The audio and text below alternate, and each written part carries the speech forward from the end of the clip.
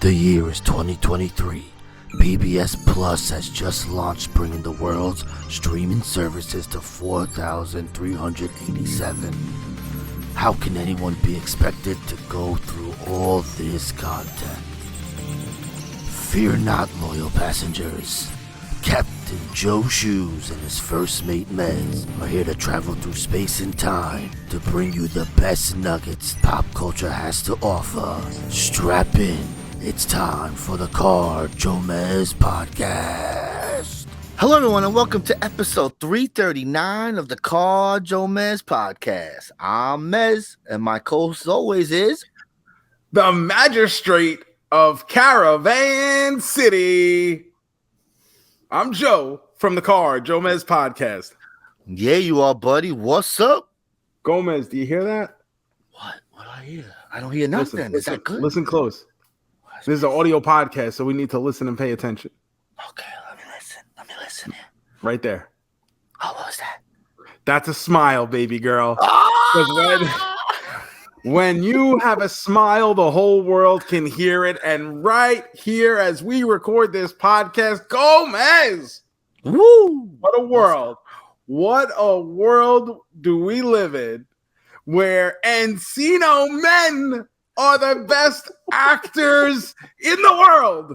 Encino Men, indeed. I love it. What a night. Men. What a night. This is how you Oscars. Did you see the ratings were up 12%? Through the roof. They're all wheezing the juice tonight. They ran to see. Did you watch the Oscars, Joe? No. I watched the whole thing. I was not part of the ratings. It was it's a long show. It's a long. I don't have it in me. We recorded on the DVR. It went through 3 different time slots, so like it was just shambles, bro.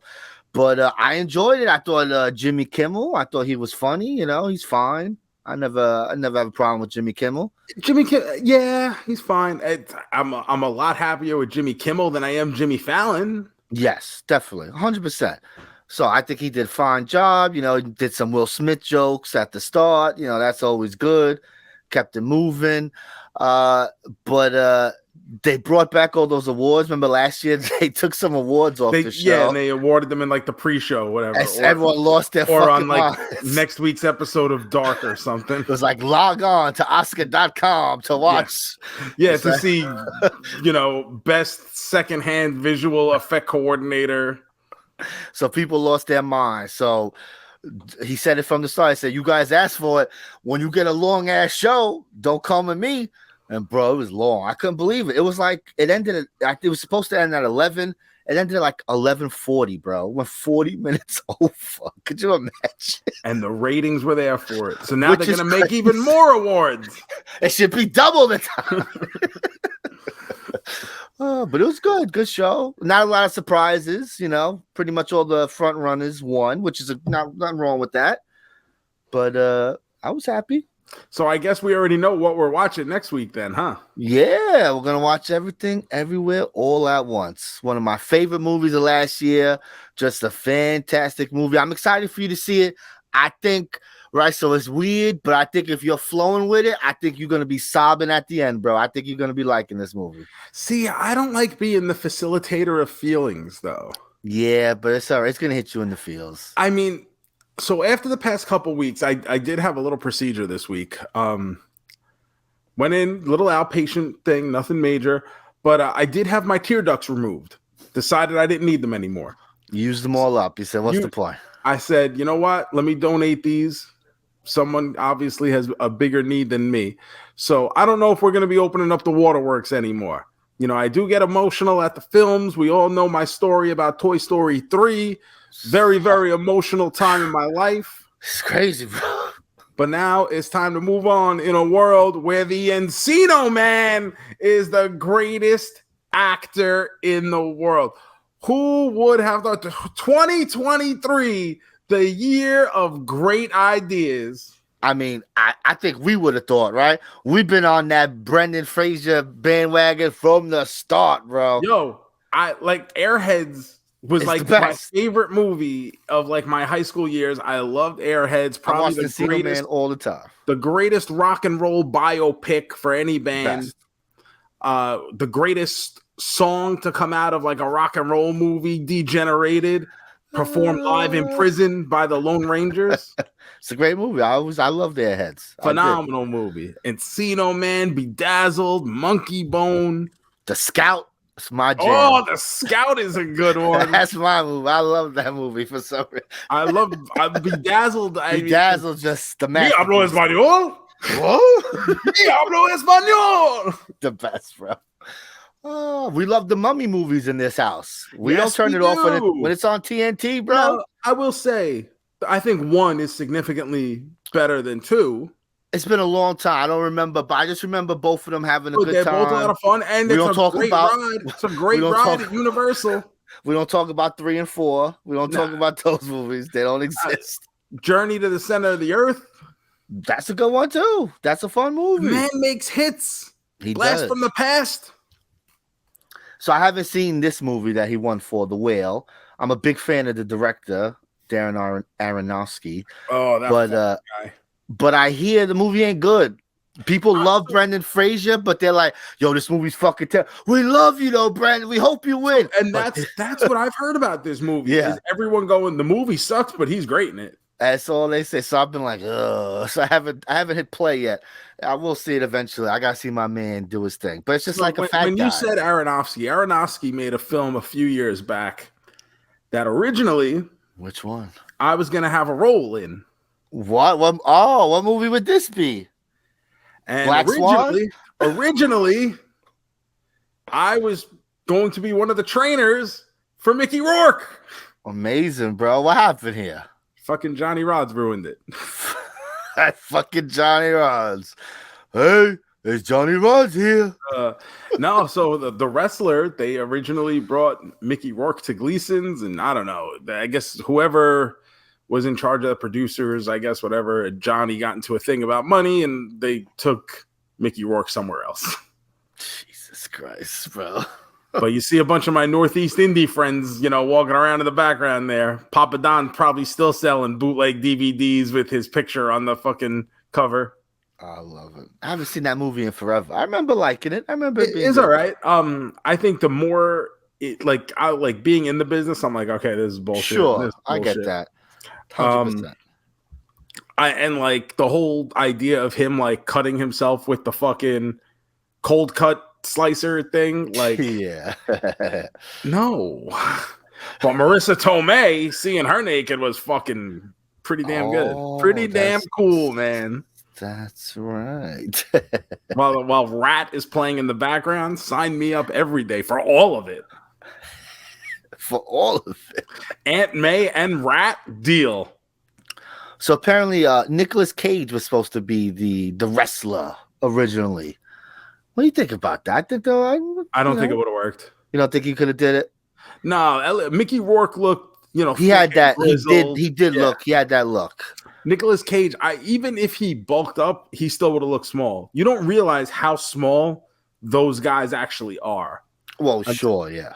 For instance, I saw, this is going back years, before Spider-Man 3, the one with My Chemical Spidey. The Who does best. the dance. So good. I'm at the gym one day.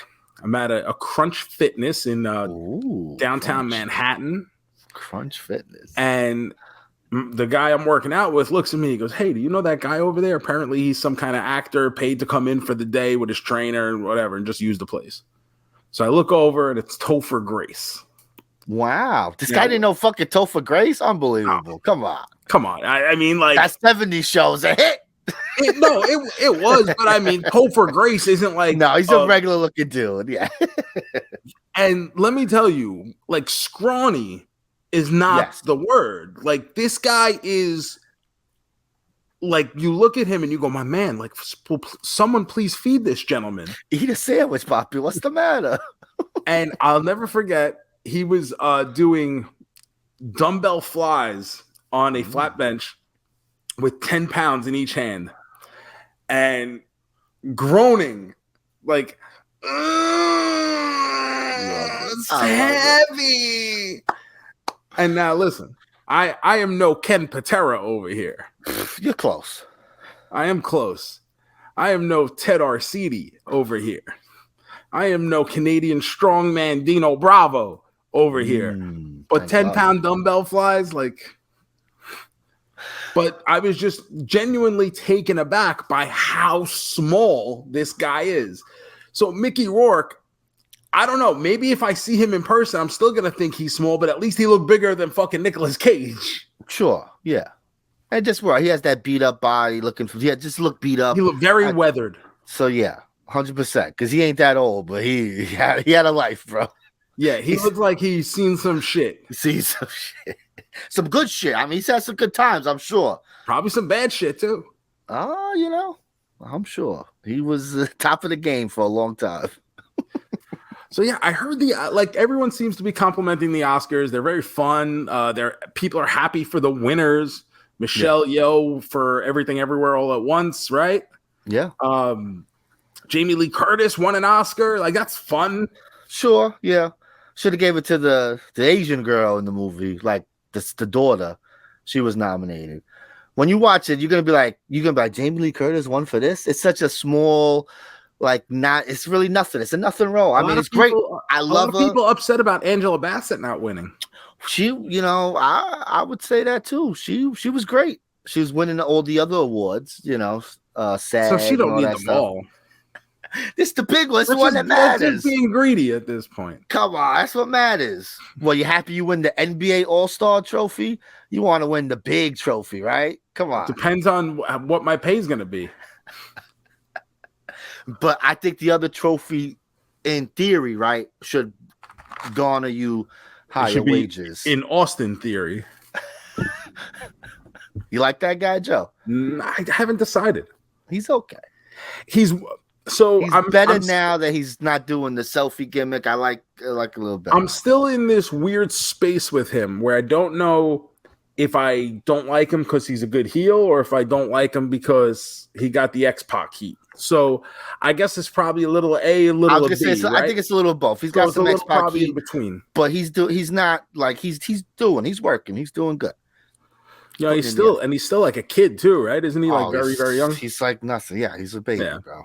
He'll be around for 30 years when we watch this fucking guy. At this point, it's amazing. It's just crazy to think about. I was just about to say, it's amazing the longevity these guys have now on the top show. It used to be that guys were so interchangeable, moving back and forth between shows, and obviously there wasn't a second show to go to for a long time. And I mean, I guess you count Impact, but no one really made the jump that mattered. Like when Christian did it, it was a big deal. It was a big deal. When Kurt Angle did it, it was a big deal. But that's about it. Like everyone else who went there kind of wasn't doing anything anyway. Like the Hardys. The closest thing would be Chris Jericho going to AEW, right? Like that was that's even when Jericho did the Japanese stuff, the New Japan stuff, yeah. Like that was like, wait, that's probably the last time. Like, whoa, look at this! Someone you thought about it, and you're like, if Jericho's gonna ever come back or do anything in wrestling again, he'll just come to WWE, get a big payday and whatever. Yeah, and then he shows up doing the matches with Omega, and it's like, oh, look at you. Okay, didn't see that coming, but here we are. Yeah, but even like with AEW now, like. Okay, they brought in Punk, but he wasn't really doing anything. Daniel Bryan, kind of just... He's just a guy. He's just one of their guys. He's just a wrestler on the show. Yeah. And the thing is he had his run in WWE. It's not like this is a guy whose contract was up, and I get it, his contract was up, but it's not like he's jumping while he's like the hot commodity. You know? And it didn't have that feel of like the Monday Night Wars when someone would jump. Like when even Jericho, it's not like Jericho was the biggest thing in WCW, but for whatever reason, it felt like an event when he debuted on Raw, didn't it? What about Cody? Cody coming back to Vince. That's kind of big, right? I guess he's getting the babyface pops like, oh my God, he's back. Yes. It's just so weird.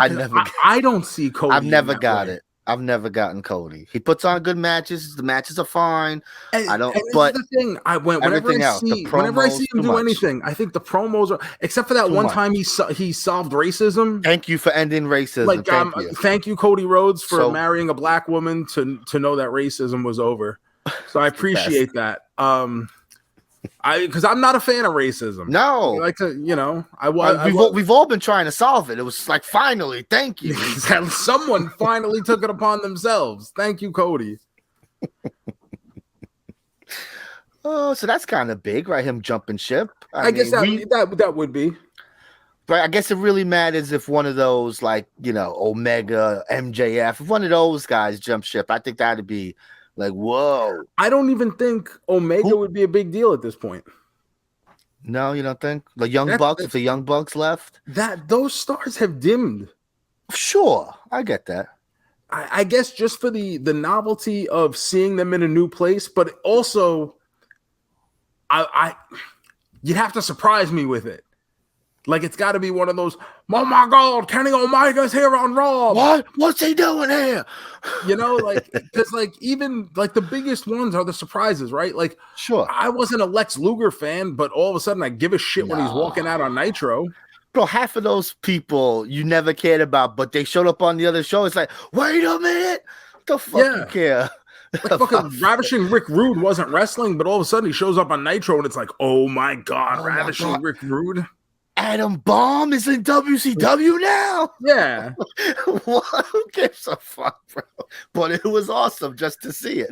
But it's the way it's presented. If you tell me, like, if Meltzer reports and it's all over the internet 6 weeks in advance, and it's like, oh, not the same. Kenny Omega will be debuting at No Way Out in the fucking third match. Like, oh, okay.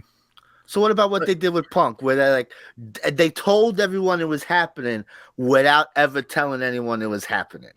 It was people still tuned in to see if it was serious, though, right? Sure, I'm sure that's probably the biggest or one of the bigger ratings they've had.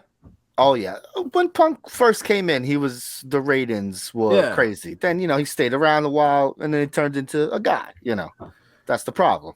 Once in a while, they get tired of you. And we're getting closer to WrestleMania now. We got all those hot matches.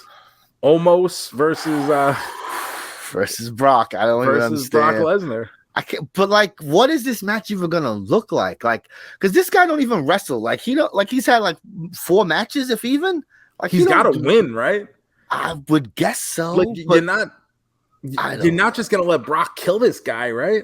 I can't. I wouldn't think so. But then what are we doing? So he beats Brock. So okay, he beat Brock. Now what? Now he's fighting. He's got to go up the card, right? I mean, that's a big win. I guess he got beat Bobby Lashley next. Be Cody's first challenger for the belt.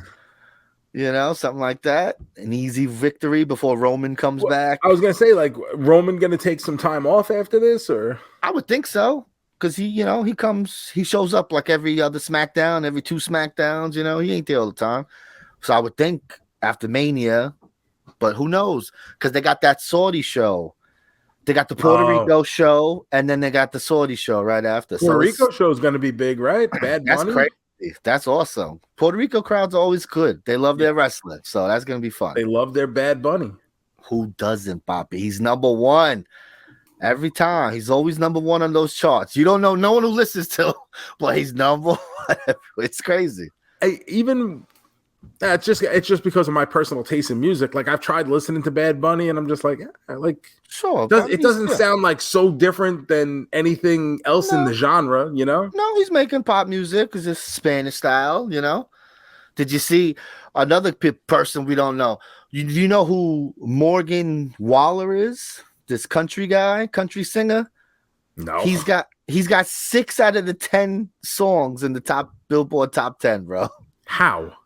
He must have dropped an album, and everyone loves all the fucking songs apparently. But do you know anyone who listens to country? Right? I don't know anybody. No, that one has always mystified me. So crazy. But I thought country only existed once every 4 years, where there's the one song that breaks through. Sure, that still happens, but once in a while, these guys they'll just keep playing. It's crazy. 6 out of 10, that's wild, bro. Yeah, 6 out of 10. That's crazy. So what is his album sales? He's got to be what? Like, does he have a diamond record in 2023? Does that even still exist? But I don't even know. I don't know how that works. I don't know if they've lowered standards because Does album it go sales. on iTunes downloads or something? I know they definitely have a streaming thing that they report, but I don't know how that works with everything. I'm not a professional musician, so I don't know. That's one thing I've never kept up on. Like I always used to, what's the Billboard Top 100? Like that's something I just, if I hear it on the radio, I hear it on the radio. One of my go-tos, I used to on Spotify all the time listen to the Billboard like Hot 100. That's a great channel to listen to, yeah. And that would keep me current. Like let me know that Meghan Trainor has a new song. Ugh, she's terrible. I do not like Meghan Trainor. She's got a new song called Mother. Ugh, it's terrible. Terrible. Well, what's the other one? Because I made you look. Made you look. Yeah, she's. Yes, that was the most recent one. She's got this style, like she's stuck in an era that really, that music ain't popping like that no more. She's trying though. It's always used. It's like even when I go on TikTok, because I'm a big TikTok guy, and I want to make a video, I see what the trending songs are. Yeah, and Meghan Trainor's in there. I mean, listen, exactly. Like I make fun of her, but she's on the charts. Like people are listening. I don't know if it's little girls or something, but she got fans. I do not identify as a little girl, but I listen to some Meghan Trainor. I still, I enjoy my pop music. Miley Cyrus. Did you listen to her new album? Came out last week. I know the single. I haven't listened to the album. Great song. I downloaded the album. I haven't listened to it yet. That's Flowers is forget about it. That song is on the radio all day, every day. It's the banger. Yes, it's up there. It's gonna be in her top 3 songs probably. Like it's so popular. So this is what's keeping fucking Jake Millman from getting 7 out of 10 songs on the Jake Millman. Yes, it is. That Miley's ruining everything. What was the guy's name? Morgan Wallen. Jake Millman. You're close, bro. You're right there. I knew there was an M somewhere. Listen, it sounds like some country guy. I don't. It's all right. I got it. And the thing is, whenever I hear the name Jake, I think of Jake from Melrose Place, and I feel like he could have had a round as a country guy. Jake from Melrose Place. Jake was fucking cool.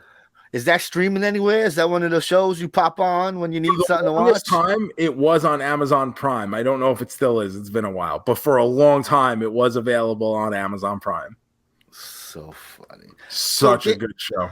There's this show, I think it's on Amazon Prime, right? I was on, I don't know, like IMDb or something, and an ad came up with like a trailer that played. Mm-hmm. And I watched it. It was a Spanish show about El Premio Mayor? I don't know. Maybe. About what? Know. It's about drugs. Like it's like a family of drug people, right? Or drugs, right? El Druggles. So like they sell drugs, whatever they do. But it's about the daughter, something about the daughter, and she's into 80s music, right? Like that's why I clicked on it, because it said something about, and she has to settle something in her own style, and the trailer had her putting on headphones and like 80s music was playing. So I was like, oh, maybe this is something we could watch. I could have sworn it was on Amazon. I'm looking for this thing. I can't find it. It's like I fucking dreamt it, bro. Like that Sinbad genie movie, right? Fucking Kazam, bro. Like, I don't know. So, passages, if you know what I'm talking about, a Spanish show, something about the 80s. I think it's a new show. I don't know. Maybe I dreamt it. I could, Yo, not for nothing. I could have sworn Sinbad was a genie at some point. See, this was a Sinbad house. Me and my mother, big Sinbad people, huh? The Sinbad stand-ups, we never laughed harder in our lives. When he joked about sucking the McDonald's milkshake out of that straw and popping the vein, nothing was funny in our lives, bro. We fucking loved it. Okay, we were like, oh my god, those fucking milkshakes. Fucking, we were our sides. It was the best. So we love Sinbad. But this genie, when I heard of this genie thing, I was like, what? I was like, what? Sinbad was in a genie movie? I had no clue. I love this shit that people remember a fucking But like, Sinbad. I could have like when I'd be like, I love it makes sense. I probably saw Sinbad as a genie at some point. You say that, I go, yeah, I could see him doing that 100%. But so funny, Sinbad. I hope he's doing well. I hope he's doing okay. I think he came out a couple years ago, like, hey, I'm doing all right, everybody. Hey, it's me, Sinbad. Remember me, bro? But it's been a while, so I don't know if he's still doing all right. Well, Sinbad, if you're listening, you got us on your side, pal. We love you, bro. We love you, Sinbad. But you know what we didn't love this week, JoeMeZ? Well, I don't know. What didn't we love? Well, it's something I haven't loved for years, but you're going to try right now, aren't you? I don't know. What could you be talking about? Could you be talking about some Peeps Pepsi? Now, I had this a few years ago when it was a giveaway through Twitter. I won. They sent me some Peeps Pepsi. It's fucking disgusting. I think that's the best review I could give. Why are so many people after this soda right now? I see it all the time. Everyone I know wants to have this soda. What's the deal with people wanting Peeps soda? Because not everyone is a very important social media influencer that was able to secure. I won a contest. It's not like they just said, hey, shoes like soda, let's send it to He him. likes to try shit. Let him try it. But it wasn't a thing that you could get. So if they bring it back in a couple of years and people don't like it, they're be like, fuck that Peep soda. But now I gotta try it, bro. I was so sad. But like, why won't you just take my word for it? Because to me, this sounds like something I would like. Because one, I love Peeps, right? And then two, Oh, you're the one. I love Peeps. So, but also to me, it's like, well, a Peep is a marshmallow, vanilla. It's probably like a vanilla Pepsi in my head. You know, that's in my head what I'm thinking. It's like a vanilla Pepsi. We'll find out. Crack that open, fire one up, and let's get extreme. I smell it. Yeah, you got to do the wafting. They call it wafting, where you like wave it to your nostrils. Mr. Sheldon taught me that. I do it for all my coffee creamers. Young Sheldon? No, Mr. Sheldon. Oh, Mr. Sheldon. That young Sheldon, he be teaching me a lot about life. Fuck He's him. Crazy, that kid. Mr. Sheldon was the real legit chemistry teacher in sophomore year. I would have failed the Regents without Mr. Sheldon. Oh, well, thank you, Mr. Sheldon. Thank you very much. Can't be Mr. Sheldon, reasons. Mr. Sheldon, if you're listening, say what's up to Sinbad for us. JoeMeZ taking a big swig on here. Let's go. Yep, that's right. Get a good amount. Making a face. You got the bitter beer face right there. So I don't hate it, but I don't really love it either. I don't really like it, probably. It kind of has a Peep taste. Like, I get it, but I don't think. One more. We gotta do. Yo, you always have to have a second one. Nah, it's not for me, bro. This ain't it, pal. Nah, this ain't it. I don't hate it, but I'm not gonna. You look very unhappy drinking it. So because I was excited for this. I was excited. You never listen to me. You never fucking listen to, like when I told you not to watch Snake Eyes. Remember that? I told you not to watch Snake Eyes, and then you went and fucking did it, and you wasted your life. Because I couldn't believe that it was so bad. Bro, it was so fucking bad, that movie. It's so bad. I couldn't believe it. Because the way you talked about it, it's just like I tell people, right? We told people don't watch Skinamarink. We know lots of people who still watched it after we told them it was the worst thing ever. And even John Delana listens to this show, longtime listener, said his wife loved it. One of her favorite movies. Bro, we need to have a talk, bro. What's going on with your wife, bro? Talk. We need to have, what do they call that when you have the intervention? We need to have an intervention. I know a good lawyer. I got you if you need it. We can't have this. Wow, love Mrs. it. Delano, I don't know what's going on with you, but that is I'm just gonna say it. You have horrible taste. I mean, bro, she's the first person we've heard. Loved it. And he posted on our page about it. He had to tell us. Bragging. Unbelievable. Bragging. Well, he didn't like it. So I appreciate that. There is some semblance of sanity in the household. Oh, I love it. Fucking Skinamarink. Ugh. So that was the worst movie we watched. But JoeMeZ, we watched a couple movies this week, didn't we? We watched some things this week. Yeah. What do you want to start with? See, I'm trying to think. What did Joe like more? Maybe Joe didn't like any. I like how you have to strategize this. I'm gonna say let's start with Creed. Okay. That's where I would have started. Let's start with Creed 3. Came out 2 weeks ago. We were in Disney, so we checked it out this week. Are you a fan of the Creed movies? We should start there, right? I have fun with them. Yeah, I have fun with them. Right. And I've always been a Rocky guy. You love Rocky. Except Rocky 5. I love even a bad Rocky has lots of goodness to it, bro. And there's so much good. I ain't hear no bell. Come on, bro. Fucking classic. Come on. And so now we're on our third Creed. And our third Creed jumps directly to the plot of Rocky 5. I was like, bro, I guess we ain't making no more Creed movies that we already retiring, bro. What are we doing? Yep. Wrap it up. It's like, what? I was not expecting it's like the first things you hear. Oh, Adonis Creed, his retirement, one more fight. I'm like, what the fuck? So I think Creed 1 is fantastic. It's wonderful. Creed 2 was good, not great. It was a step down, though.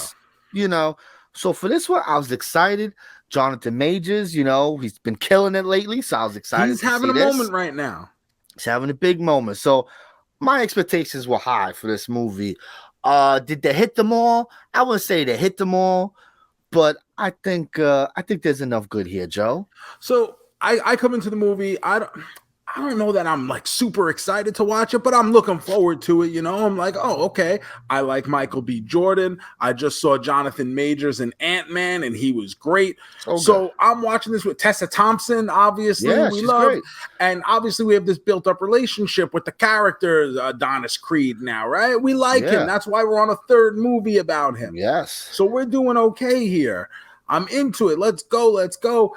And I think for the first 2 acts, we get a pretty good buildup. I like what they did. Jonathan Majors plays Damon Anderson, who was Adonis Creed's, I guess, like older friend when they were kids, got into a little trouble, a little mix-up, had to spend a lot of time in jail. But before he went to jail, he was like a Golden Gloves boxing prodigy, and he was going to, go to the Olympics and go pro, and now he lost his shot.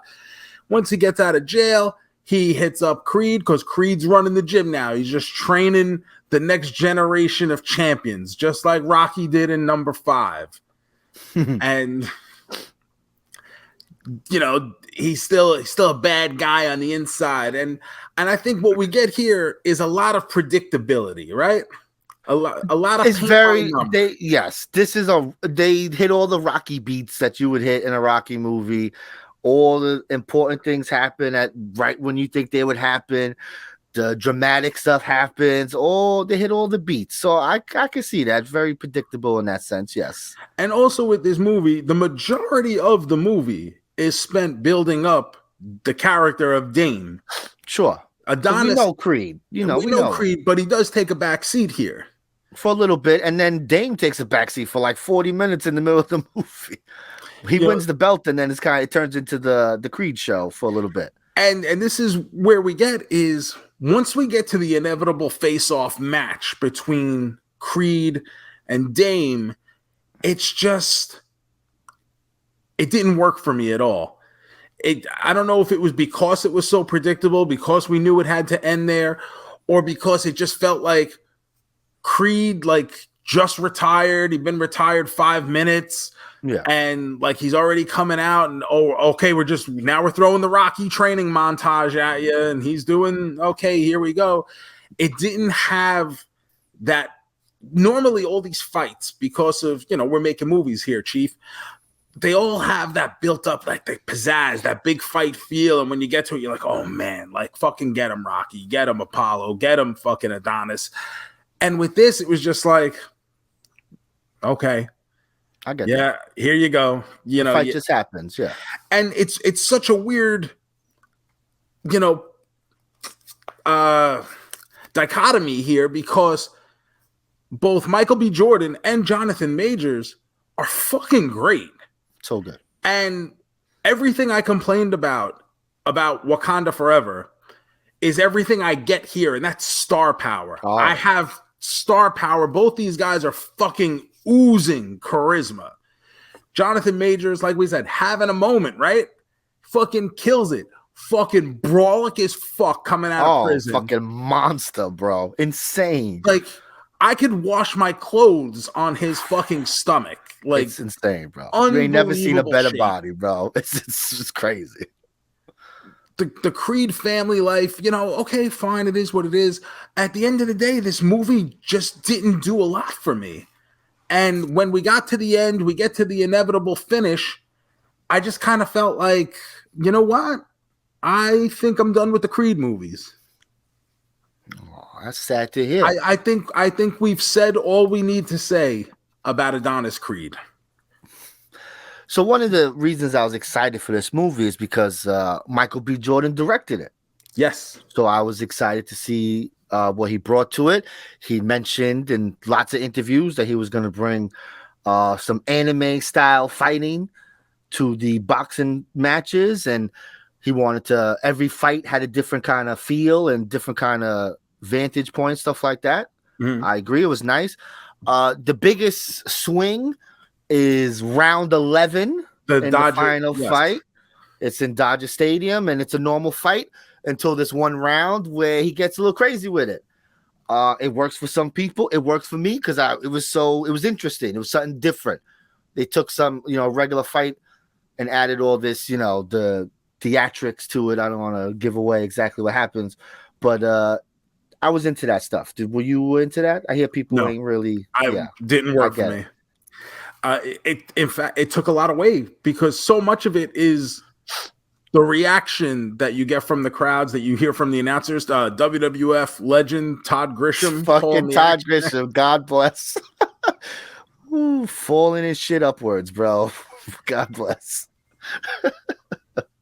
So, it didn't lose me, but I was already uninterested in this match. The actual getting to the point, like you knew it was coming, and it was just so obvious and so predictable and just inevitable that it just got to the point where, like, once, like, just give me the fight, I guess, and let me get out of here. And when you start doing different stuff with it, I was just like, not for me. I think they build up their guys, and then they do just like get to the fight. It's like build up. It's like, well, we're gonna fight now, so let's fight. So that sucks. Did you have a problem with no Sylvester Stallone in this movie? I didn't. I know a lot of people did. I did not. I feel like after in the last movie where Rocky kind of reconciles with his son, like that's enough. We've given Rocky his kind of happy ending, and now he can just go off and retire. I agree, but they do something in the middle of the movie with a character, right? There's some drama, there's some sorrow in the movie, right? I feel like Rocky should have been there for that part at least. You know what I mean? Yeah, I mean, we've talked enough about spoilers, and people who listen to us know we always speak spoilers. Sure. So they kill Mrs. Creed. Yeah. And I guess feel Rocky would have been there for that. He would have, yes. I don't need him there. I don't need him in his corner, shit like that. But I just feel if she's gonna die, I feel like Rocky should be there for that. That's it. But again, it's not like, oh my God, because I do like that it's, this is the Creed story. It's about Creed now. You don't need Rocky in all 7 of these movies. I saw something that he's working on a deal with Amazon to do like a Creed universe or some bullshit. I think he wants to do like an anime series with it, so like a cartoon. That'll be cool. And maybe something with this little girl that they're hinting at, to keep the series moving. He has a little daughter who's very into boxing. Amara Creed. So that's something they could do. But sadly, Joe says he's not with it. He's look, if they put out something else, am I gonna watch it? Sure. Yeah, maybe not. But am I looking forward to it? No. I really think we've done all we need to do with these characters. I agree. It's a send off. It could definitely, if there was not another Creed movie, this is a good ending for it.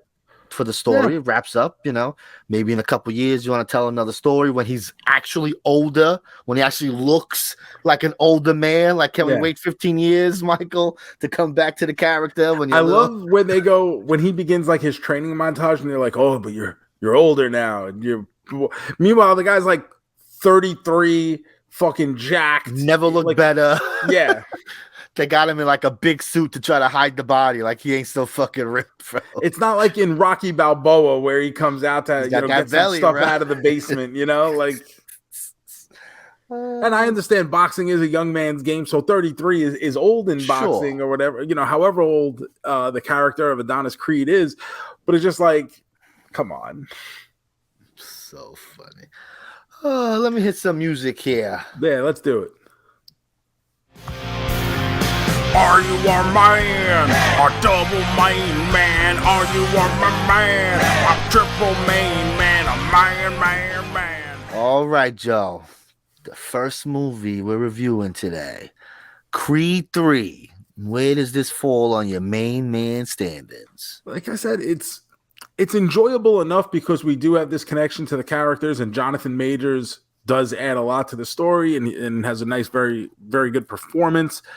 But as a whole, it just doesn't connect for me. There's a lot missing here. Way too predictable, paint by numbers, and I felt like the build-up and the final fight just didn't have that kind of suspense, or didn't feel like it was built up enough. Kind of felt rushed through that whole third act, and just it didn't land. So for that, I'm gonna go 2.5 main man, 2.5 stars. Yeah, I liked it a little more than you. It's a 3 for me. I enjoyed the movie. I enjoyed the fight scenes. I thought the acting was fantastic.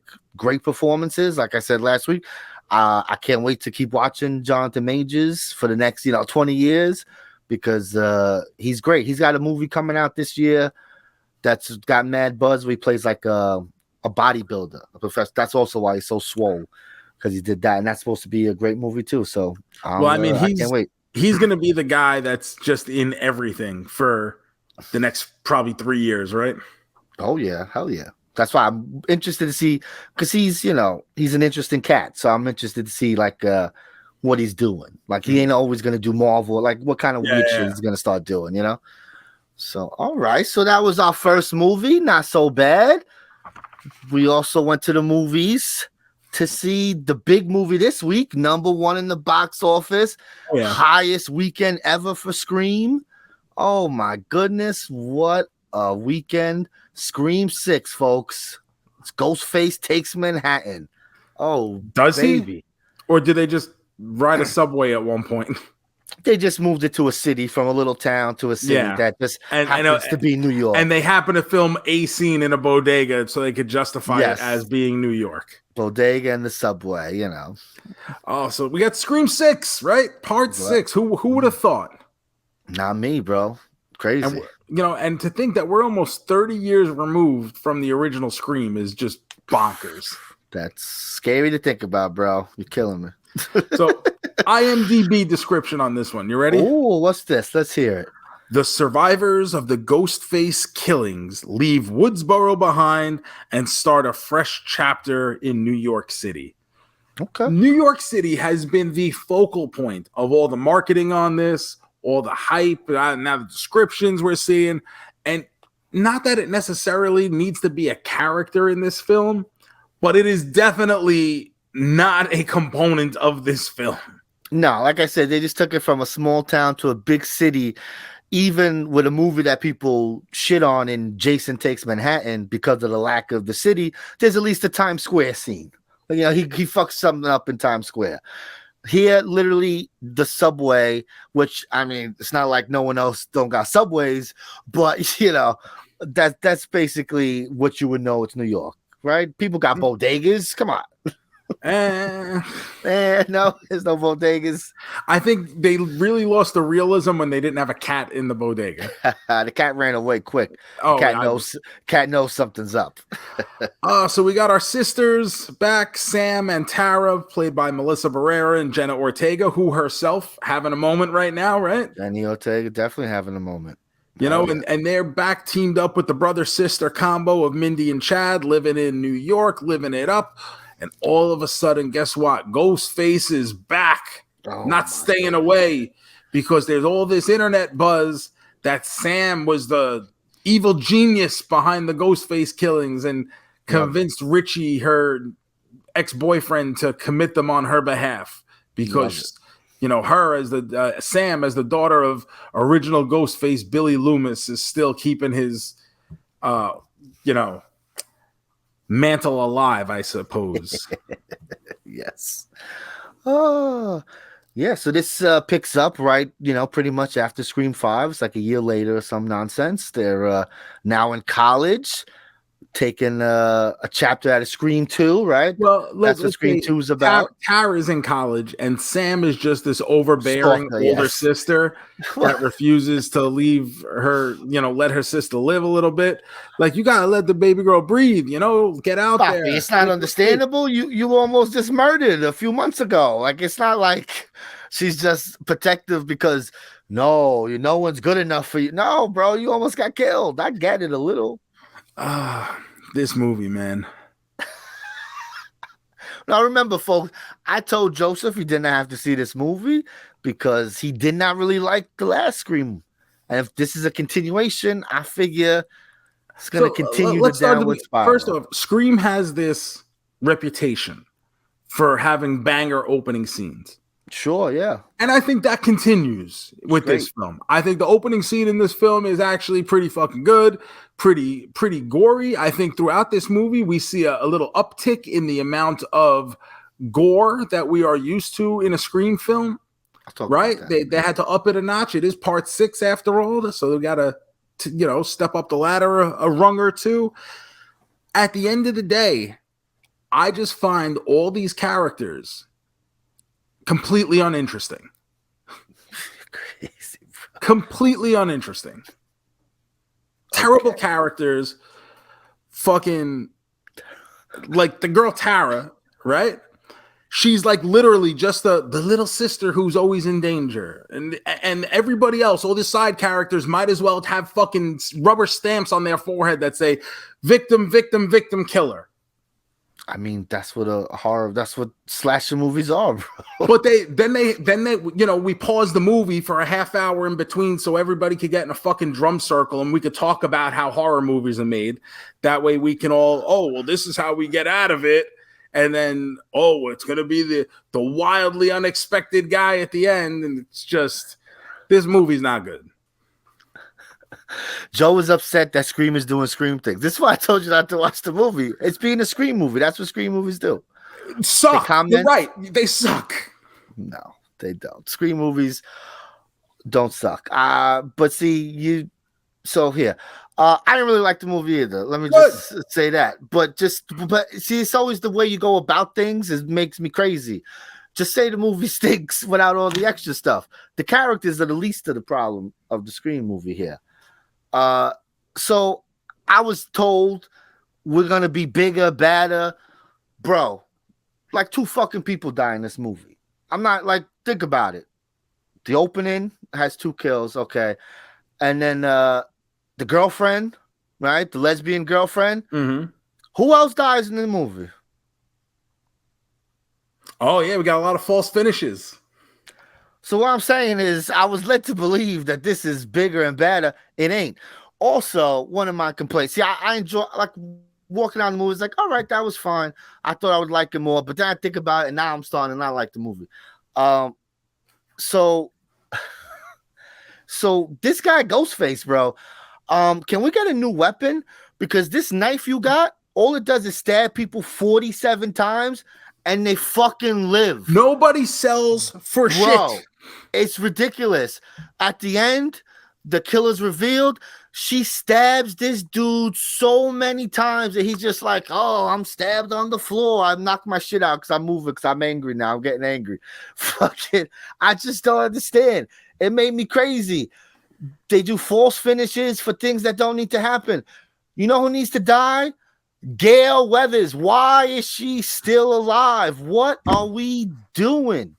I don't understand. Why are we false finishing that? There's no reason to keep her alive. This is why we have these new characters. So, and this is why, like, I didn't miss Sydney in this one. No, there was no need for here. Sydney to be in this movie. So and it made sense. Yes. She don't need to come. She came last time. I get it because it was Dewey. When Dewey died, I get it. You got to come. I understand that. But she ain't need to come. Exactly what she was supposed to do. Fuck you. I ain't coming to New York, bro. You deal with that shit. So, Gail Weathers, why are we keeping her around? For what? And she got stabbed too. It's not like she didn't get fucking stabbed. She got stabbed up. And people got shot. People got shot too, and nothing happens. The twin, the boy twin, he got fucking double team jigged up, holding his hands. Blah, blah, blah, blah, blah, blah. It was awesome. I'm like, yeah. The motherfucker like, I'm like, he's got a pulse. He's got a pulse.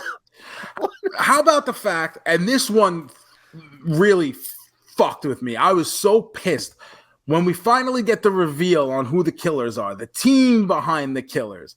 Number one, I hate that after all this time, the killers are still people who love the movie so much that they want to make their own movie. Like at some point, you would think that society would put like, hey guys, Ghostface is a real thing. Maybe don't dress up as him to go to the fucking Halloween parade. It's kind of fucked up.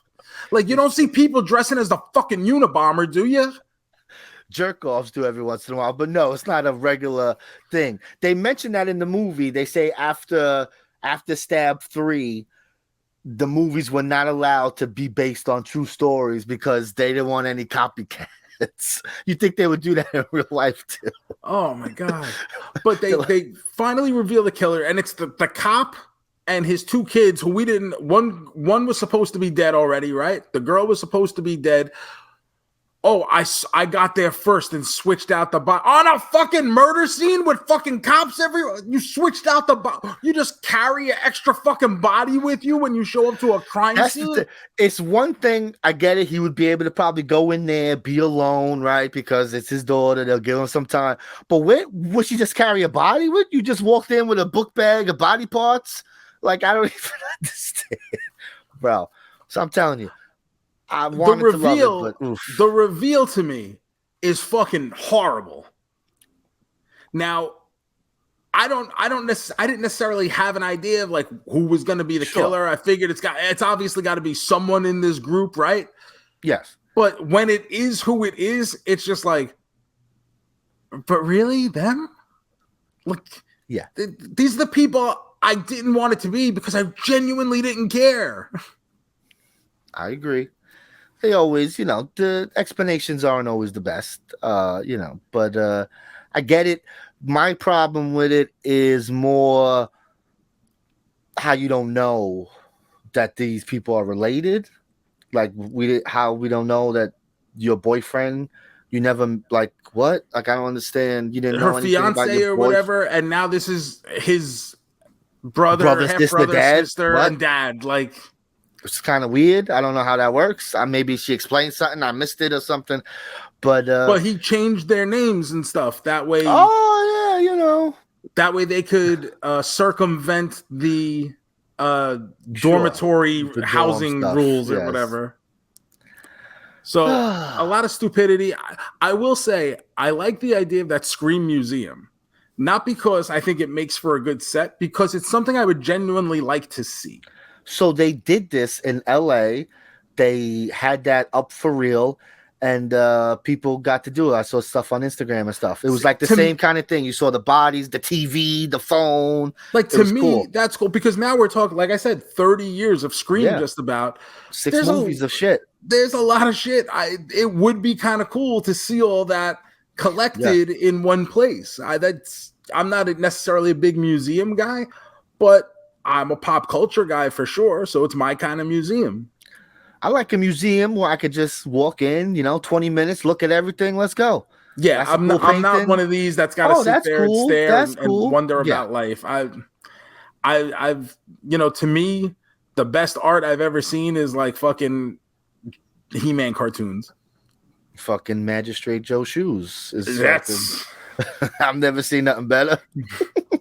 Preaching to the choir there, Chief. I'm gonna hit some music for this movie. Yep. Main man, a man, a quadruple main man, or you are mine. Or you are mine. Scream 6, bro. Main man standards. What's that number gonna be? I genuinely don't remember what I gave Scream 5. And I think 2, probably.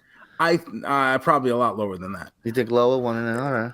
So I feel like I enjoyed this one a little bit more because but it's just like you said, it's being a Scream movie. Look, if that's being a Scream movie, then it's time to shake things up because being a Scream movie is not cutting it. You can't pause the movie for 30 minutes in every fucking movie and tell me how to make a fucking horror movie. Like, just don't stop it. It's not gotta do the rules. Gotta do the rules, bro. Come on. And the fucking I hate these characters. I hate the fucking twins. The twins and the sisters. Like, it just no. I'm sorry, not happening, not working.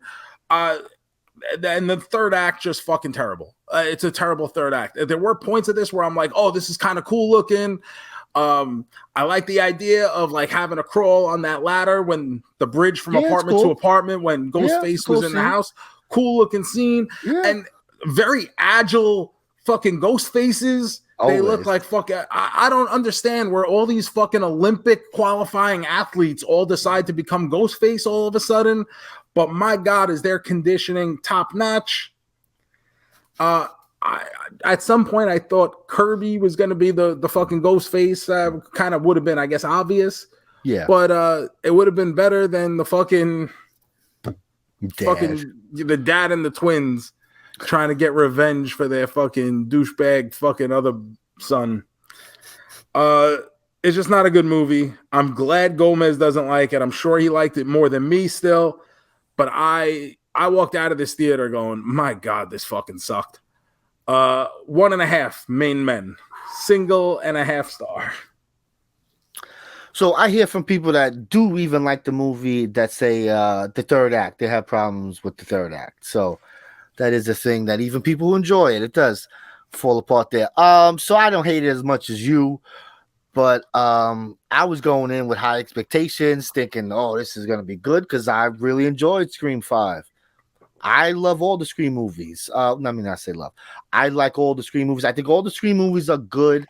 They're just different levels of good. There's, oh my God. And then, there's like number 3, which isn't very good, but there's a lot of goodness to it, which is kind of like how this one is. There's a lot of good happening. You mentioned the ladder scene. That's a great scene. The subway scene. It's a lot of fun. It's good. The subway scene, I see a lot of people talking about this, about how much they enjoy the subway scene. And I kind of don't get it. Like, you're going to tell me, I understand everyone kind of minds their own business. I believe me, I've been on plenty of subways. You're going to tell me that absolutely nobody notices a fucking girl getting slumped over and fucking bleeding out as she's fucking sitting on this. It's Halloween, baby. It's Halloween. So I get it. Please, people be paying no mind. People be shitting in the corner. And not only that, but like going back to what you said before about nobody selling anything. This girl gets fucking all jigged up on the subway and then comes out like Spirit of 76 style running to the fucking theater, the museum, because she does say they gave me a lot of drugs. I'm on a lot of drugs right now. She does say that. But yes, she does have a little too much pep in her step for someone who just got stabbed. I'm gonna go 2.5, maybe 2 on a rewatch. I will rewatch it soon to see, but it's towards the bottom of my Scream list there. 3 and three in this one are fighting for last place. And it's a little bit surprising because I think all the hype going into this was that this was a really good Scream movie. A lot of people talking great about it. And even, I'll say this, at my theater, you know how they wear the name tags, the employees? It says, my favorite movie is. The woman who scanned my ticket, her favorite movie was Scream 6. Wow. And I was like, number one, how did you get your name tag updated so quickly? But I noticed it, and I even brought it up to her. I said, Scream 6 already? And she was over the moon about it. But we ended up speaking for a couple minutes, and she was just, I just love the way it brought me back to the old Scream movies. And I was just like, whoa, like, okay, cool. And then I went and did not have the same theater experience. That's a shame, bro. Oh my goodness. So those are the two movies we watched this week, but we watched something else, Joe, didn't we? Yeah, this was kind of unexpected. I kind of jumped on this in the middle of the week. We've mentioned it, but we haven't really spoken about it, but it's obviously the talk of the movie, TV, entertainment world right now outside of the Oscars. We're talking about The Last of Us on HBO. Yeah. Now, like I said, I hadn't really watched it. The other night, I was sitting around looking for something to do. I said, you know what? Let me start this show. I didn't necessarily know the finale was this past weekend. I just, let me start this show. I watched 2 episodes, and I said to myself, this is pretty enjoyable. Like I like it enough to keep watching. But early on, I got a very obviously, right, Walking Dead vibe. Sure. I don't feel like that's an out of place assessment to say that. No. Do you? No, it's a zombie-ish show about the apocalypse and the time. So yeah, I get it. Disordered towns, looking for stuff. But early Walking Dead was fucking awesome. So that's not necessarily bad. It's just this doesn't feel as new because of it. Yeah. Walking Dead felt like something we hadn't seen before. It felt like it, kind of started the genre. So here we are. I end up the next night, a couple more episodes. The night after that, a couple more episodes. All of a sudden, I realized the finales happened, and I got to watch it now. So I'm all caught up. JoeMeZ is all caught up. You were on this before me. I don't remember if we spoke about this, but did you ever play this game before? So I played it a little. Like I either rented it from Redbox or my little brother had it for his PlayStation. So I got a few hours in. I got about halfway in. So there was some stuff I was like, oh yeah, I remember that, doing that, stuff like that. But I never finished it. I never looked to see how it ended. Last of Us 2 came out, and I heard like craziness about it, but I was like, for some reason I never looked to see what that craziness was. So I'm totally fresh pretty much for this experience. Yeah, for me, just not my type of games. Too much thinking, too much following along. It's something I would never play. Yeah. So I'm going into this knowing absolutely nothing. Yeah. So what early on, what are your impressions? Did you feel that Walking Dead vibe, or is that just a me thing? I'm sure I'm not the only one who's saying this. It's not like I'm a fucking genius, but no, I get it, because how could you not compare it? It's it's a zombie show, even though they they try not to be a zombie, but there's some zombie stuff in there. So of course I get that. The first episode is great. It's like a double episode. It's like an hour and 40. They did a great job setting that up. I remembered that from playing the game, so I'm like, oh, this is cool. Okay, yeah, I remember. It starts crazy with the shit happening. That's how the game starts, where you're trying to get away. You don't know what's happening. It's just like, come on, baby girl, we gotta go, and you're like driving the truck all around town. So that was cool to see. So I was into it. The third episode is the episode everyone's been talking about, right? From the start, everyone said before it came out, episode 3 is going to be wow. Everyone's going to fall in line. Watch this. So episode 3 was a big deal. So episode 3, that's Bill and Frank, right? That's the Bill and Frank episode. Yes. Okay. Now I watched this episode. Now I don't know what was so. I liked it. Don't get me wrong. I thought it was a self-contained episode, and they do this a couple times within this series. It's nine episodes total, and a couple of them are these self-contained episodes where we have these different character perspectives, and we're getting a lot of backstory on our real main characters who are playing lesser roles throughout the majority of the episode, though. Yes. And this episode in particular, Bill and Frank, these two guys who end up kind of living together, married together, spending years together during this whole outbreak, and they just live their lives. And it's actually a very sweet story. But when it was over, because I do remember the hype about it, I was kind of lost as to why it was so hyped. Not that I don't think it was bad or good or anything, like just what was all the hullabaloo about Gomez? Because it was such a beautiful episode, so about love and stuff like that. And also because it's about two gay people. So people really champion that this zombie show snuck in this gay romance, a whole episode about two men falling in love and living out their days at the end of the world here. And that it was beautifully done. They didn't, it was just like, hey, here's a story. Enjoy it. No hype or nothing. They just threw it in the middle of the thing. How it's like that kind of, and everyone just loved, like, oh my God, such a sweet, that's such a nice. It was. Even I texted a friend afterwards who has been on me to start watching the show, and once I finished that episode, I said, "Got a little dusty in here. I really enjoyed the Ballad of Bill and Frank." Yes, I thought it was a very good episode, and it did give us a lot of setup for what was to come in the future. Yeah, so that's also the first episode where they do that, because it's not like that in the game. Obviously, it's just you plays mostly as Joel. Once in a while, you switch over to Ellie, but for the most part, you're Joel. So you don't really get backstory like this. So that's also a thing where it's like, oh, look at this, we're gonna deviate from the game here, because the game's very popular. It's one of the most popular PlayStation games. Yeah. So there's a lot of people online. Oh, what are they doing changing this? It's one of those shows. Yeah. Why is this not exactly the same? I will say, though, I was happy to hear that even after a show about two men falling in love, the ratings did not fall. They continued to rise every week. I was worried even that would, the finale aired during the Oscars and set a record, apparently. It was the highest. Yeah, it was just as high as the premiere, and I believe in total viewers, it's up there with Game of Thrones, House of Dragons. Wow. So it's pretty popular. This show's going to be a bigger budget. It's going to be probably their main thing coming up in the next year or so. Succession is ending. House of Dragons is not coming back for a while, so we're going to be seeing a lot of Last of Us content. Yeah, I will say, so by episode 3,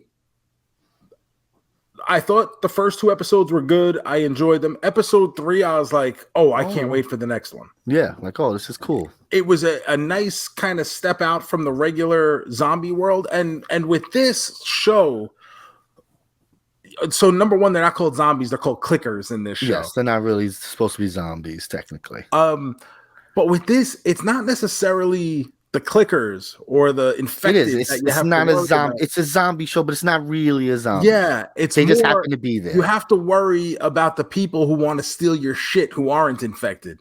So basically, the overriding theme of this show is that humanity fucking sucks. People equal shit, bro. Yeah, that's what it means. But as the show went on, I first of all, I think it's wonderfully casted. I think the people in the show are phenomenal and all do a great job. And I continue to care more as each episode went by. I cared more and had more of an investment in each character and their happiness and being able to avoid these sticky situations in a lot of places. So when we get to the final 2 episodes, episode 8, by the way, craziness, absolutely so good. As a singular episode of television, I don't know how it works, like kind of on its own without the built-up investment you have. But if you take the season as a whole and pinpoint, like episode 8 to me is just an absolutely tremendous episode of television. A complete roller coaster of emotions and what's happening. Just absolutely phenomenal. My favorite episode in the season, and I like a lot of episodes. I think episode to episode, this is got to be one of the best debut seasons of a show. Like, this is just the quality. Even with House of the Dragon, there's a lot of people talking shit like, oh, is this as good as this? Is this as good? but with Last of Us, everyone's just like, oh, this episode's even better. Oh, look at this. Oh, look at this. So I think as time goes on, we're gonna be like, yo, Last of Us season 1, bro, that was a fucking banger. This show is brought it from the start. And that brings us to the finale. So let's get to the finale. Shorter episode, right? Barely 40 minutes. And whereas like you said, the first episode is basically a double episode, about an hour and a half, and for the most part, the rest of the episodes are around an hour. 15, yeah. The finale is a little bit shorter, very violent. Packs a punch, bro.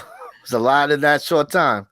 And it's pretty crazy. After everything they've been through, our main characters, Joel and Ellie, we've gotten to this point where there is a possibility they are able to save the world because Ellie is immune from this disease, from the cordyceps fungus.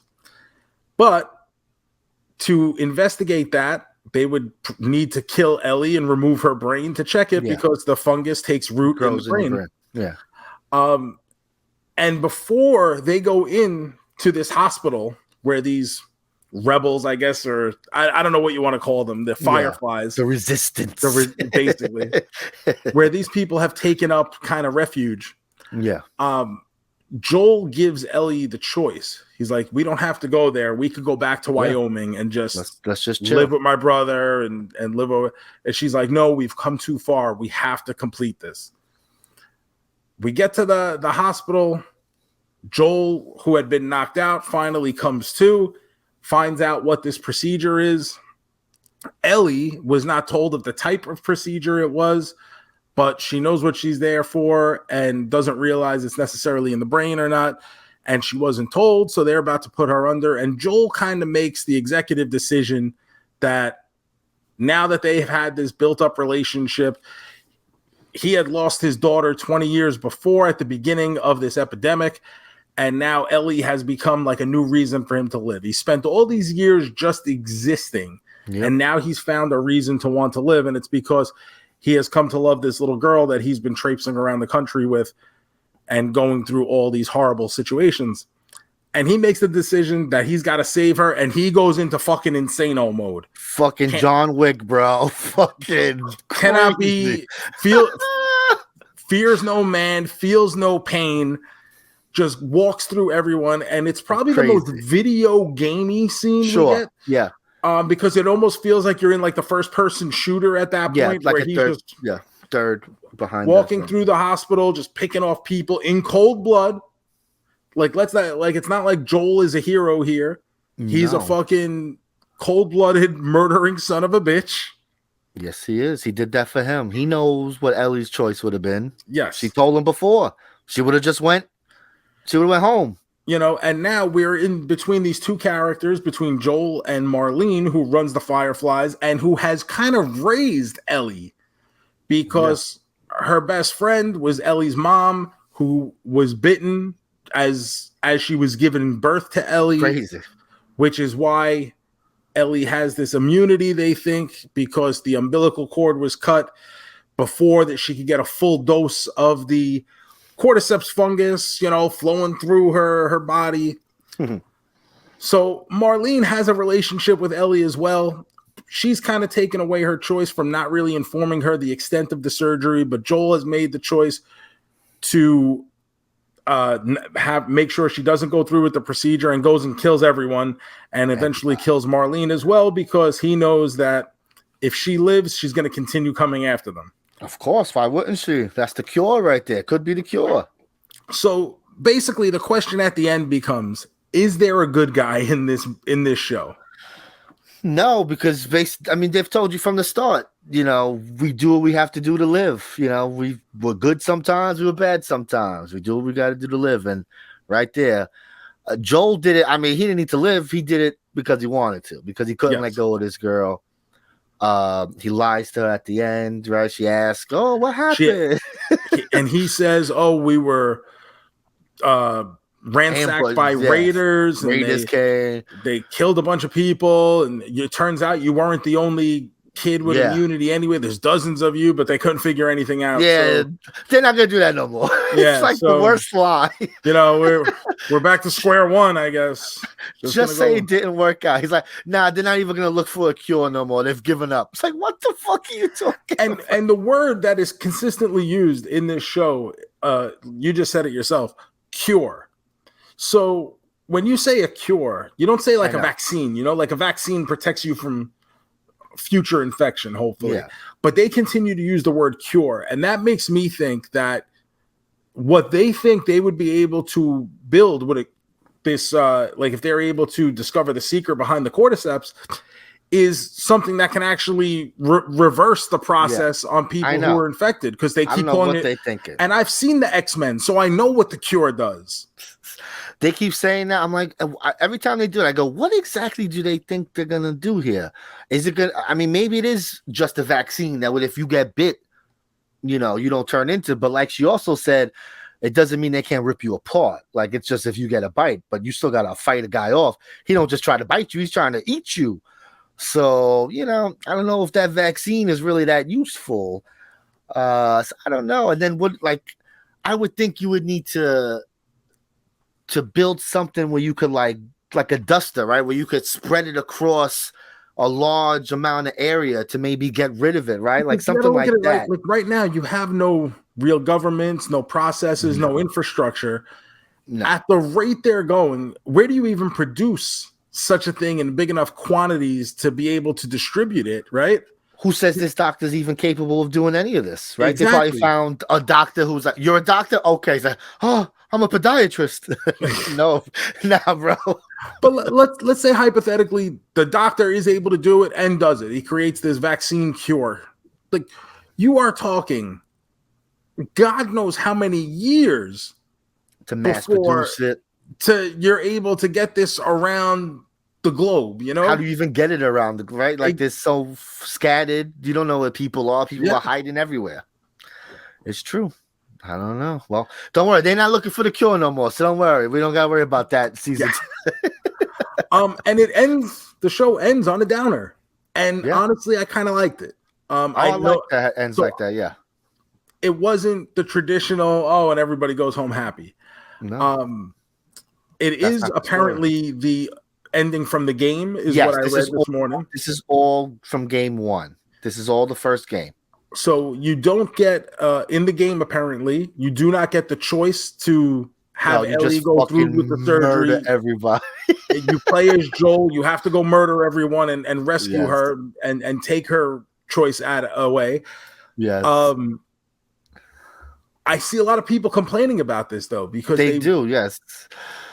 And I like it because it's different. I like not always getting the happy ending. I don't know if that's just me wanting something different.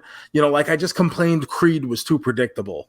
So maybe that's just, I like the difference. Not, I say this all the time. Life's not fair. Sometimes Goliath kicks the shit out of David. And this is one of those situations where Ellie knows full well that Joel is lying to her about what 100%. Transpired at the hospital. Yes. But it's one of those situations where... What are you going to do about it? What are you going to do? She's going to leave on her own? Where's she going?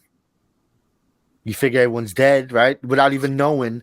You just figure, well, Marlene's definitely dead. I don't know nobody else. What, Yeah. Plus, anyone that finds her, they're going to kill her because she's, she beeps because she's infected technically. And now she, who the fuck is going to buy that she's immune? Yep. So that's what it is. I know in the second game, the only thing I know about the second game is it's like a time jump. Ellie's a little older. I don't know how much older. I don't know if she's fucking 40, 25. I just know she's not 14, 15 anymore. So the one thing I thought was cool that I read after the fact, obviously I didn't know this going in, is the actress in the show who plays Ellie's mom is Ashley Johnson, who I think is best known as Chrissy from Growing Pains. The waitress from Avengers. Sure. Chrissy from Growing Pains. She actually does the voice of Ellie in the game. Yes. So that was kind of cool. It's very cool to do that, yes. That's also not in the game. Like, you don't get none of that backstory of her giving birth or nothing. Like, did you watch the little, I guess we'll call it a featurette at the end of every episode? I don't. I usually just skip ahead. So it depends on the show. This show I never did it. So with this show, it was recommended to me to stick around. Normally the timer keeps going and I just let it play into the next episode. But I was told to stick around. They'll do it's like a 5-minute thing. After they do it for like, Game of Thrones, yeah. After they do the whole next week on The Last of Us, you get about 5 minutes on like what went into the episode and some of the talk about 2 or 3 points, the artistic choices they made in doing the episode. I found it very interesting. It is. Like I said, they do it for Game of Thrones, and they'll be like, "Oh, right." They'll explain something like, "Oh, okay, I get it. It's cool. It is a cool feature." Yeah. So, you know what, Gomez? Let's hit some music. Okay. Are you a man? A double main man? Are you a man? A triple main man? A man? A quadruple main man? Are you? Oh my gosh, music day here on the podcast. Well, we don't normally hit the music for a TV show, but we save this for the main event, and we love this music. Last of Us season 1, Joe. Main man standards. What's up? Man, I genuinely didn't know what to expect coming in, because whenever I see a show get very popular and I'm not in on the ground floor, like I was not with this one, I'm usually a little disappointed, and I think people have overhyped it. With this one, I knew people were talking about it, but I didn't really know anything about what they were talking about. So I kind of walked a fine line there in between knowing enough to know that it's popular, but not knowing anything about the actual show. So even with that, I felt like I was getting to experience the show for myself and not secondhand, which ended up being really good. I absolutely really enjoyed this season. I thought it was a really good season of television. Even getting past the early assumption that it was just another Walking Dead, I did find myself caring a lot about these characters and the characters that they meet on the side. There is the guy, what's his name, Henry, with the little boy Sam. The little kid, yeah, it's a great episode. In one episode, when you mall get episode is great. The mall episode, I was just about to say, with Ellie's backstory of why she's become kind of this hardened person on the inside. There's a lot of good episodes, and these self-contained episodes, I saw people complaining about some of them online in certain articles I was reading with like, oh, but this doesn't advance the storyline. And I'm sitting there going, what do you mean it doesn't advance the storyline? Depth. Like, it gives you such depth of character. Stupid. And you have such a better understanding of why this person reacts in the way that they do. And so Pedro Pascal, he has become like someone I genuinely look forward to seeing now. He's great. Even at the very end, he just has this way of portraying this sadness and this tenderness towards this girl, where he knows he theoretically, I don't know if he fucked up or not, or whether he thinks he fucked up or not, but he knows he has possibly put the saving of the world on hold because he didn't want to give up his relationship with his new, surrogate daughter, basically. And he just has a way of looking at her, like, where he's trying to kind of break the tension at the end, where she knows he's lying and he knows he's lying, and he's trying to recite some of her own jokes to her, where there's a real, you've been in situations like that with your own parents where they're mad and you're mad at them, but someone tries walking the line to kind of be the one to break the ice. Sure. And it was just a very relatable situation. Not necessarily, I've never been through a zombie apocalypse. We were looking for the cure last week. But throughout the series, there's just so many good things. Like the Bill and Frank episode is really good. The mall episode is really good. Episode 8 is probably my favorite one. It's like the Ellie adventure story. Yes. And that character is good. The villain is wonderful. The villain was, I bought into it. I was like, oh my God, horrible. And throughout the episode, And I mean, there are problems. This isn't like the perfect show by any means. Like we just said with Scream, nobody sells. I mean, this at one point, Joel gets stabbed with a bat. He's like an inch away from dying. And what feels like 5 minutes later, he's fucking jackassing around the hospital, killing everyone like he's fucking Thanos, like bulldozing people left and right. Can't miss a shot. He's like Hawkeye with a gun. It's like he has every superhuman power that ever existed in, you know, what feels like 15 minutes after he got stabbed. Got some medicine, bro. But I really, really, really enjoyed this show. I would recommend it to anyone who's on the fence about it. Even if you didn't have plans on watching it, if it's maybe not necessarily your genre, I think it is just really good storytelling, and I really enjoyed it. And I'm going to give it a quadruple main man, 4 stars. 4 stars, baby, 100%. It's a great show. Fantastic. I can't wait for the next season. I can't wait to see where these characters go. You know, I don't know. It's just me. Like, right? Like, for most people, all they want is more and more, more. I'm kind of good. But you know there's more. But you know the story is not over. So, like, I know. But I just if you told me the story was over, okay. But I know there's, you know, they said at least 2 more seasons. So I'm excited to see where it goes. Yeah, when it was over, listen, I'll be more than happy to watch season 2. Like, I say these things all the time. I'm going to watch them when they come out. It's just, in that moment, I was like, you know what? It's not necessarily a happy ending, but it's an ending I'm happy with. Sure. And if this was all it was going to be, I could live with that. Sure, I get that. I'm just saying, when you know there's more coming, you should be excited for it. That's it. You know, to me, I go to Stranger Things on this, you know, I guess because of the sci-fi element of it. When Stranger Things season 1 ended, really loved it. Had a great time with it.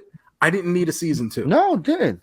But if you knew a season 2 was coming, you'd be like, all right, I can't wait to see where they go. You'd be like, all right, I wonder what's next for these people. You know, so that works. I get that. Look at that. But yeah, very worthwhile watch. Definitely. HBO Max, check it out. Please let us know if you liked it. Maybe you've been checking it out. Let us know. Oh, so that's everything for this week, JoeMeZ. What do we got coming up next week? So next week we talked about watching the Best Picture winner, Everywhere, Everything, All at Once. So I think most people have seen this movie. It came out literally a year ago. Yeah. It's streaming on Showtime. I don't know who the fuck has Showtime, but you know, it's streaming. If not, pay the $2. It's the Best Picture winner, bro. Watch this fucking movie. It's great. Also coming out this week, bro, SHAZAM, Fury of the Gods. I'm excited. I'm going to go. I like the first one. I'm going to go. I enjoyed the first one a lot more than I thought I would. Yeah. And I heard this one's fun, too. I heard it's fun. It's another fun movie. So I'm excited.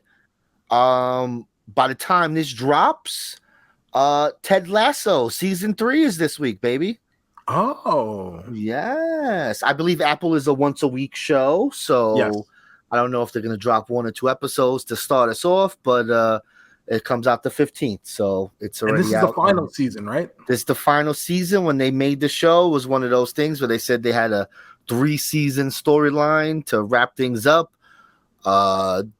They've said, you know, oh, what if you had another story? They said, well, if we find another story to tell, maybe, but this story that we're telling will end this season. So I'm excited for that because I'm excited to see how they wrap things up. Yeah, and because they had a plan from the beginning and executed the plan. So, you know, with other shows that get popular and they deviate from the plan, a lot of it kind of become kind of filler and kind of waters it down. Happens all the time. Appreciate Ted Lasso just sticking to what it knows it wanted to be. Yeah, like with Last of Us, they said for the next game, it's going to be at least 2 seasons for the game. Yes. And I hope they don't try to shoehorn another season or something afterwards. Yeah. You got a story, tell us the story and wrap it up. That's it. I like that. So I'm excited for Ted Lasso. All right, so there's a lot going on lately, right? Yeah, it is. It's a big month. Yeah, getting ready. We're having a good time with it. We're trying to get to everything as possible. Of course, if you have anything you think we should be watching, send us some tweets or some messages. Facebook.com/CardJoeMeZ, Instagram and Twitter @CardJoeMeZ. If you remember wherever. that show, Spanish show, 80s Yeah, music. if you know what that Spanish What show am I is, talking absolutely. about? I don't know. I wish I could give you more. The poll will be up on social media this week. Did JoeMeZ invent this show? Is this a fever dream? Oh, I was looking. I looked at what's coming out on Amazon in March. Nothing. Maybe it's next month. Maybe it's not out yet. Maybe it was a preview, coming this year. I don't know. I'm not gonna lie. I'm interested in seeing it. It sounds wonderful. I was like, this might be a show. I said 80s music in particular. This could be good. So we'll see. Well, that's a different show, JoeMeZ. But for now, we got to wrap up this one. So let's hit some music. Baby. Hitting it. Now time for the big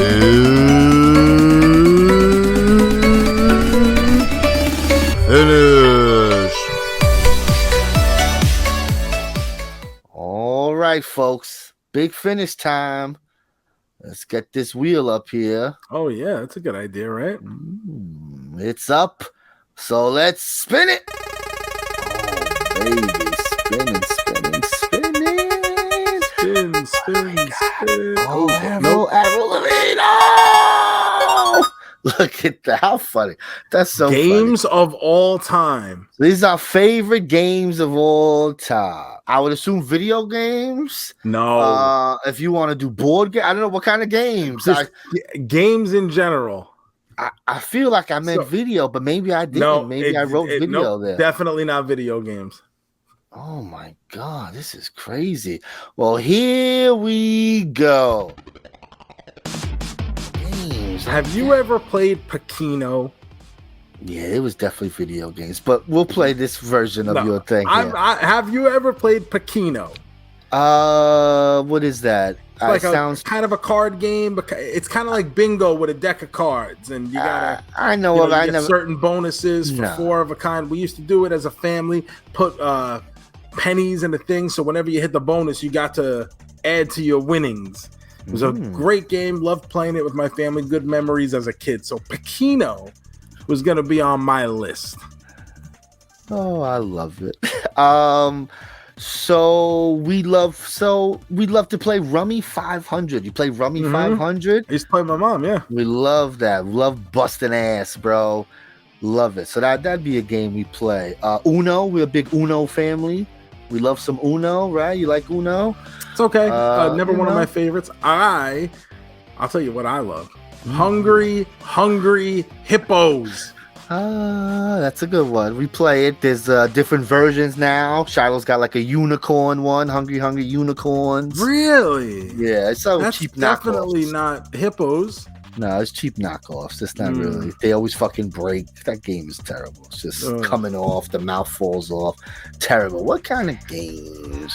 What else do we play here? We play Scattergories. You like Scattergories? Yeah, I do like Scattergories. Scattergories is a fun game. We're a big Scattergories family here. That's my wife's game, and it's fun.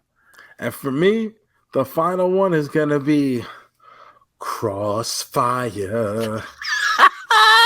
You'll be living in the crossfire. Fucking love it. There's a video up on YouTube of some guy singing the most emotionally charged version of the Crossfire song, and it is absolutely wonderful. Crossfire to me seemed like the coolest fucking thing in the world at the time. The commercials forget about it. Little BBs or whatever, and trying to shoot the little pieces into the other person's goal. Looks amazing. Just like frantic, desperate. You just wanted to have that good shot. Great game, Crossfire. So that'll be for me. I'll go Pacino, Hungry Hippos, and Crossfire with. I'm a 80s baby raised in the 90s, so I have an honorable mention for fucking laser tag, baby. Qzar, let's go, baby. Oh my God, big laser tag guy. Remember, laser tag even had a fucking Saturday morning cartoon. It was such a hit. So funny. Laser tag cartoon, bro. Oh, so funny. All right. Well, we used to go to the Home Depot and play laser tag. Because there are plenty of places to hide, plenty of things to hide behind. If you got really good, you could reflect your laser off the lighting section into certain pieces where guys thought they were hiding. Wow. You had to be really good to do it, or Pretty good, bro. get lucky by mistake. But That what a game! worked. What a game, laser tag! What a phenomenon! Miss it. They're bringing it back, like bro. Phenomenon. Something like a phenomenon. Oh, what an episode! Yes, it was. Hit him with them plugs, baby. Guys, thanks for listening. Thanks to all the new subscribers. A lot of you guys from that I have recruited from the Major Wrestling Figure Podcast. Thanks for coming in, downloading the shows. I hope you enjoy it and stick around. Follow us on all the social media at Card JoeMeZ. Make sure you're subscribed to this podcast wherever you're getting it. If you're watching it on YouTube, remember to click that like button. Leave some thoughts in the comments. If you think we should be watching something, if you had a disagreement with something we said, we would love to hear all about it. Catch me coming up live 2000 for the Major Wrestling Figure Podcast in Los Angeles, California. Woo. The end of this month, April 15th, over in Oshkosh, Wisconsin for ACW Wisconsin. I'll be competing in the Battle Royal at Water City Wrestling Con. What else we got? I'm sure a lot of other stuff coming up. Remember to subscribe to my YouTube where I do food reviews at youtube.com/JoeShoes. And you can always check out all of my social media at The Joe Shoes. The JoeMeZ 154 Instagram and Twitter. And don't forget that Twitch, Mez TV, baby. No, it's not. Mez Movie. What the fuck, Mez TV? Twitch.tv/Mez Movie. Fucking guy. The proper things on the screen. Don't listen to my words. Just read the screen. Twitch.tv/Mez Movie. Coming up, guys, only a couple weeks away from JoeMeZ's huge balls to the wall annual Sweaty Men in Tights 24-hour wrestling marathon. He spends a lot of time every year putting together a wonderful compilation of some of the great moments in the history of the wrestling business that will lead you into this year's WrestleMania. Are you gonna have like a schedule coming out this year? What can we expect from the Sweaty Men in Tights? Yeah, so it starts after night 1 of WrestleMania and it runs all the way to night 2. I will do a schedule this year. Some people have requested, we want to know when we could jump in. So I'm gonna put a schedule out this year. I'm working on it, fine-tuning the times. So definitely in about a week or so, we'll have a little bit more of what we're doing. So it's always a good time. You'll see a bunch of people jumping in and out of the chat all throughout the process. There are times where I just wake up at 3 o'clock in the morning. Usually early on Sunday morning, JoeMeZ will put some wrestling-themed cartoons. Yes. So you know I'm all about that. Yes, we do. And I will actually be out in Los Angeles and traveling home on Sunday. So I hope to have something to watch on the plane. So I am excited. Oh, that's fun. That's very fun. Very nice. All right, well, let's get out of here, Joe. Oh, that's Amore, cowboy. Peace.